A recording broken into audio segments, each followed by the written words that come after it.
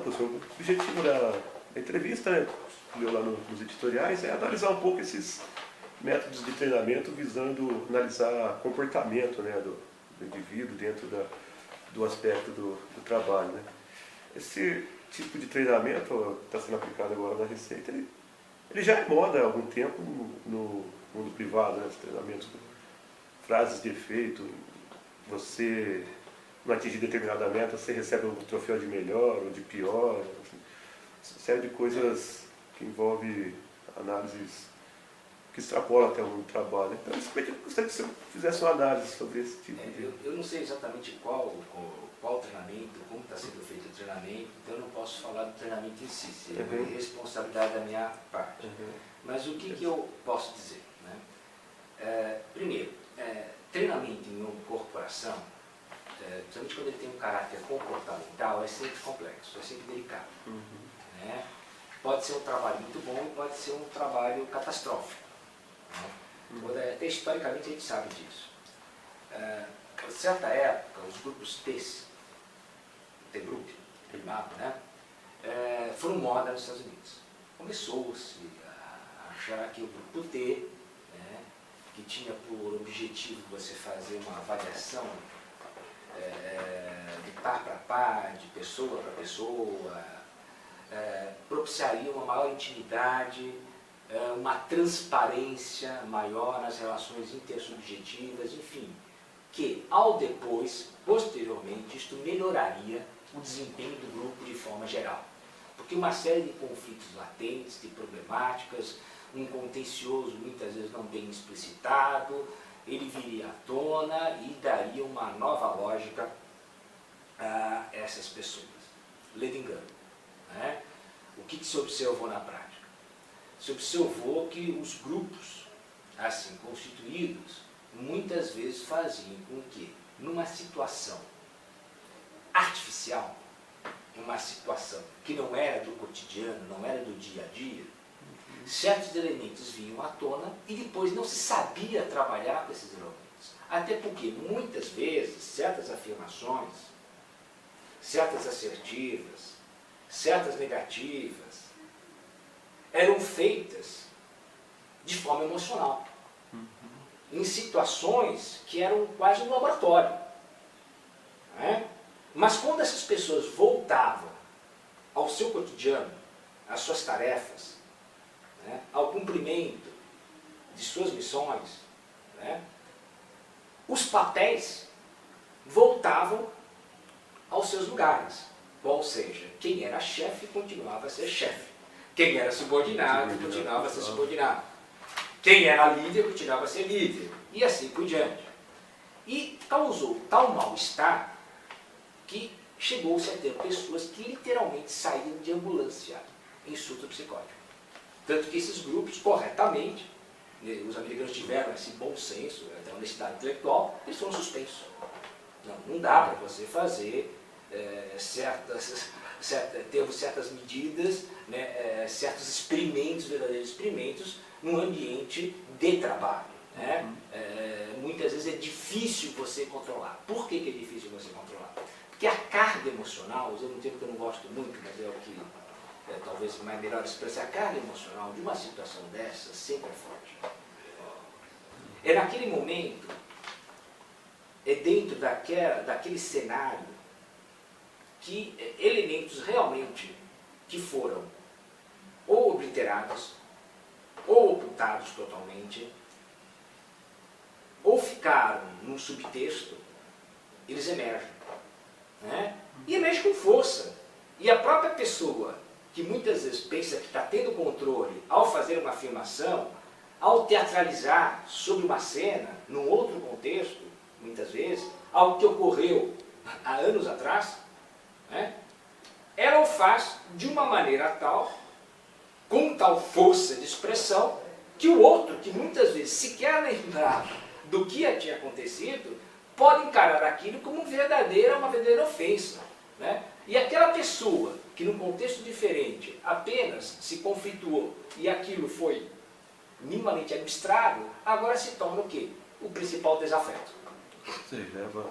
Um inimigo político ou até mesmo pessoal. Então vejam bem, certos treinamentos, né, eles precisam ser muito bem feitos. Isso o próprio Moreno, que foi o criador do que nós chamamos de psicodrama, né, que foi criado por uma situação clínica, mas que depois passou a ser adotado com restrições de passagem, né, na área escolar, ainda mais com restrições na área organizacional. O próprio Moreno colocava, né, no psicodrama, um termo já diz mais ou menos, né, aqui vem a dificuldade e ao mesmo tempo a sutileza, né, da operacionalização. Né? Pichon Rivière, por exemplo, nos chamados grupos operativos, argentino, Piovec que fez todo o trabalho no Cone Sul, na Argentina, né, com grupos operativos, também mostrava que essas situações, se não forem muito bem parametradas, discutidas, inclusive previamente com o grupo, e principalmente, isso talvez seja o mais importante de toda a fala, se não houver uma anuência verdadeiramente espontânea, simplesmente não funciona e é perigoso. São duas questões. Quer dizer, você não pode obrigar ninguém a entrar num processo onde elementos subjetivos vão ser expostos e explicitados. Seria a mesma coisa que eu obrigasse uma irmã, um sobrinho, uma pessoa com a qual eu me relaciono, minha namorada, por exemplo, a fazer terapia sem que ela queira. Não, você tem que fazer terapia. Bom, já começou mal. É antiterapia. Deu para entender? Agora, no ambiente de trabalho, é mais complexo ainda, porque você já está gerando uma relação autoritária e, portanto, antipedagógica, né, não clínica e até, do ponto de vista legal, bastante discutível. Agora estou falando como advogado, não como psicólogo. E quais são os conceitos, assim, por que esse método de treinamento ele vem sendo utilizado, podemos dizer, em larga escala até no mundo corporativo, e por que eles viraram moda, né? E quais os conceitos disso em relação à relação trabalhista, ao mundo do trabalho? O que ele quer capturar aí do trabalhador? Então, veja, isso é coisa interessante que você está me colocando. Tem alguns... tem um filme espanhol que andou passando aí no circuito alternativo, que é o método, a tradução não correta vai ser o método. Né? É um texto que eu até analisei, eu estou para publicar um pequeno texto sobre esse filme, e ele mostra como em algumas corporações, públicas e privadas, aliás, estão cada vez mais semelhantes, né? Você utiliza de métodos que, do ponto de vista ético, são eminentemente discutíveis. Resumindo, porque o filme é longo. Algumas pessoas vão procurar emprego, alguns que perderam o emprego, são basicamente cargos executivos, pessoas com formação superior, outro que está voltando ao trabalho depois de N aventuras de outra ordem, um outro mais novato, mas que já tem uma experiência, mas é um cargo basicamente de gerência que requer conhecimentos prévios. E algumas, digamos assim, habilidades, tal como uma certa liderança, uma tomada de decisão rápida, entre aspas, uma certa proatividade. Bem, aquilo que no linguajar corporativo se faz necessário para um cargo de gestão. E eles são reunidos numa sala, né? Numa grande sala, uma grande mesa, uma espécie de tábua redonda. Eles não se conhecem, né? E uma série de situações inesperadas começam a acontecer. Inclusive chega um momento que eles duvidam até que aquela psicóloga que está procedendo, por que ela está fazendo aquilo? Né? Cada um tem um monitor, tem um computador, como este, sabe? Os monitores são desligados. Depois, um começa a ser jogado contra o outro. Depois eles começam a se perceber que para eles se venderem, pois é uma vaga só, eles têm que eliminar o outro. Depois, para mostrarem que, afinal de contas, eles têm um diferencial positivo, começa, segundo esse método, a criar cenários fictícios, tais como, se estivermos perdidos num desastre de navio-avião, numa ilha deserta, né? Estivermos sozinhos, quem deveria assumir a liderança?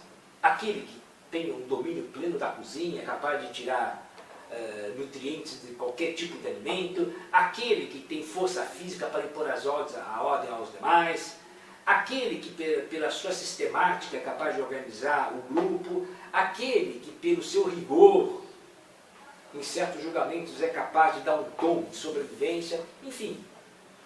E daí você percebe que um começa a alegar que o outro já está velho, outro começa a insinuar a respeito de terceiros que a sua virilidade não é contestada. Enfim, você começa a ver um ambiente de mútua destruição. Né? E o filme é muito bem feito, né? E o pior, né? Alguns alegam, e eu vejo como eu trabalho há 25 anos, eu pesquiso isso tanto na GV, na Pan-Americana, né? Eu conheço mais ou menos esses temas, ele se baseia sim em situações pelas quais muitos executivos já passaram. É uma síntese, na verdade, esse filme. Agora, a pergunta que se faz, isso é ético? Quer dizer, será que para você escolher um executivo ou para treinar aquelas pessoas, mesmo que todos venham a ser selecionados, né, como o filme sugere que talvez não, né?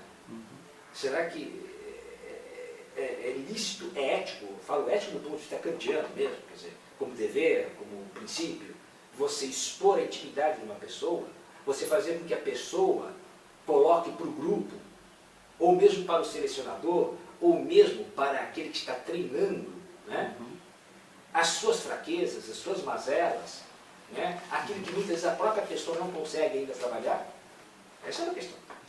Você está pensando, quer dizer, e será que a organização tem o direito de, entre aspas, treinar essas pessoas dessa maneira?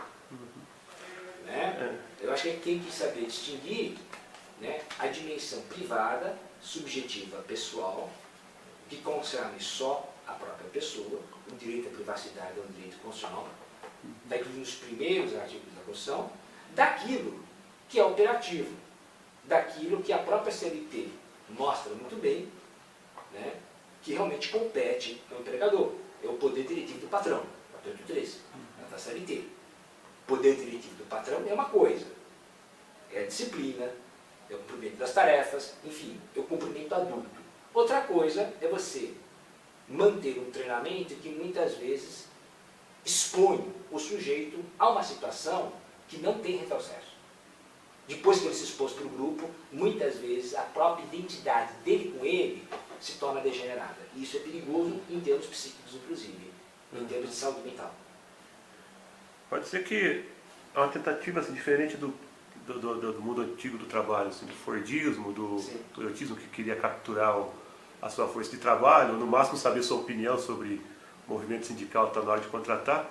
Se nas palavras, inclusive, do Stephanie Helfinger, no artigo do Le Monde, hoje pode dizer que é uma tentativa de capturar a personalidade do funcionário. Eu acho que a gente não captura, eu prefiro falar manipulação da subjetividade, que até na matéria de docência eu usei esse termo. Né? Uma manipulação, você não captura, você sempre tenta a personalidade, graças a Deus, não conseguimos sequestrar, né? Mas você manipula. Né? Quer dizer, você manipula e você pode, obviamente, ir deteriorando a imagem da pessoa. Né? Quer dizer, perante a eu acho que o pior do que você deteriorar a imagem perante a terceiros é quando ela começa a ter uma atitude, até muitas vezes da primeira vez, para fazer uma certa média, sentir-se um pouco mais segura, expor coisas e ter certas colocações que não são autênticas, são em verdade inautênticas, eu chamo de uma subjetividade inautêntica, e que depois vai o quê? Ela vai se cobrar, por que eu fiz isso? Isso me lembra, guardando as devidas proporções, eu estou falando que é a mesma coisa, são situações distintas, mas só para que fique claro o que eu estou querendo dizer. Né? Como alguns programas de auditório, né, que para, obviamente, ter uma boa audiência, colocam situações que são da ordem clínica, extremamente delicadas. Vocês já devem ter visto, por exemplo, eu mesmo já assisti, eu acho que quem trabalha, um professor da área de ciências sociais deve, de vez em quando, assistir televisão, ao contrário do que dizem, que é lá que a gente sabe como é que a população pensa. Eu vi situações que dois homossexuais, um casal homossexual, foi convidado. E daí começaram a expor, e começaram a ser provocados para expor sua intimidade. E a entrevistadora cada vez mais fazendo perguntas sobre como é que se dava, relações, a parte íntima. Bom, tudo bem. E depois, quando acabou o programa? E depois, quando os holofotes cessaram, essas pessoas vão voltar, elas se lembram que tem pai, tem mãe, tem vizinhos, tem pessoas altamente preconceituosas, tem pessoas que aceitam, mas não aceitam que isso seja publicidade, e elas vão ter que o quê? Conviver com todas as pessoas. Eu, pessoalmente, conheci uma pessoa que teve a vida destruída. E não foram os outros, ele mesmo se destruiu. Ele começou a entrar numa paranoia, começou a entrar num sentido persecutório, tudo que acontecia era em função da orientação sexual dele, da opção, enfim, a coisa começou a ficar extremamente complexa. E o começo se deu aonde? Numa exposição indevida, impensável. Né? É ingênuo você pensar que numa atividade grupal nós temos controle do que nós falamos, do que fazemos e de como nós postamos. Todos nós sabemos que você vai numa festa, muitas vezes, até numa festa de criança.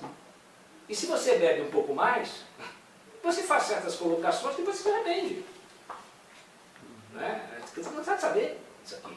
Então, a situação de trabalho é uma situação profissional.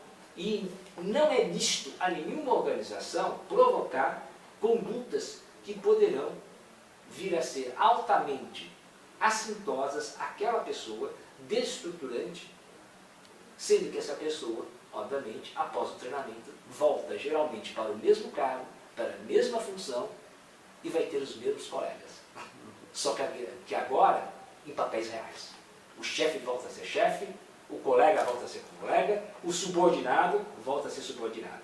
O porteiro volta a ser porteiro e o CEO na empresa privada, o diretor na área pública, volta a ser diretor. E aí, fazendo uma grande questão para deixar na área pública, o servidor público, as atribuições dele em geral é definida em lei, né? O que ele faz, o que ele não deve fazer.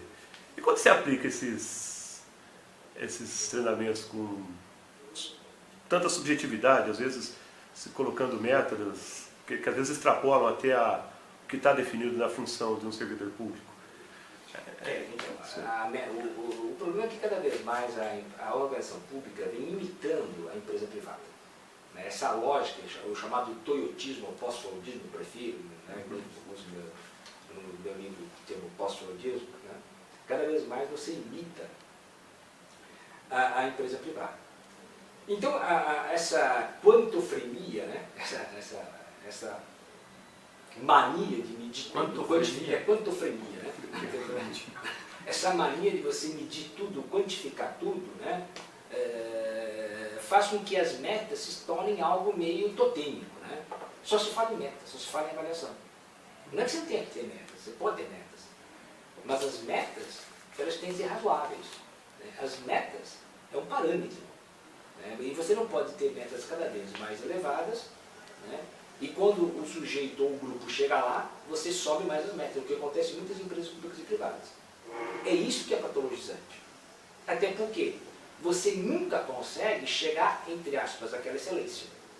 Isso gera no sentimento, nas pessoas, um sentimento de inadequação, de estar aquém sempre do que é necessário e faz com que as pessoas o quê? Adoeçam. Não é à toa que a OIT e a própria Organização Mundial de Saúde, sendo que pesquisas aqui no Brasil também dizem, atestam isso, que a segunda causa de afastamento do trabalho já nesta década será transtorno mental. E a mais frequente será a depressão. Né? Quer dizer, depressão é tristezinha, depressão é doença. Por quê? Porque a pessoa acaba se agredindo, a depressão tem uma componente de autoagressão.